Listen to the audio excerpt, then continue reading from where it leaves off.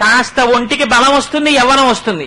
యవ్వనం వచ్చిన దగ్గర నుంచి యవ్వనం అంకురించగానే అన్యుల నెట్టులను ఆశ్రయించుటో పరమ పావనమూర్తులంచు పరిపాలకులను నుతించుటెట్టులో అని జీవికి విత్తమే భువిని సార్థకమటంచు అది ఎట్టుల సాధించుటో.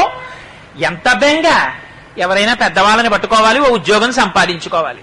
వాడు చేసే ప్రారంభం ఏమీ లేదు. కానీ వాడు వచ్చినప్పుడు లేచి నించోవాలి, వాడు వెళ్ళిపోతే లేచి నించోవాలి, వాడిని చూడగానే నమస్కారం పెట్టాలి, వెళ్ళిపోయే ముందు నమస్కారం పెట్టాలి.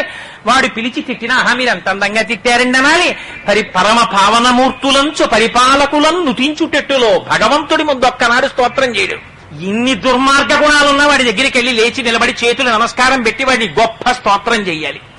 పరిపాలకులను నుతించుటెట్టులో వాళ్ళని స్తోత్రం చేయడం నేర్చుకోవాలి.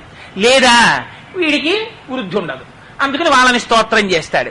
భూమిని విత్తమే జీవికి. బతకాలంటే డబ్బులు కావాలి, అందుకని అవి ఎలా సంపాదించాలో అని తాపత్రయపడ్డాం.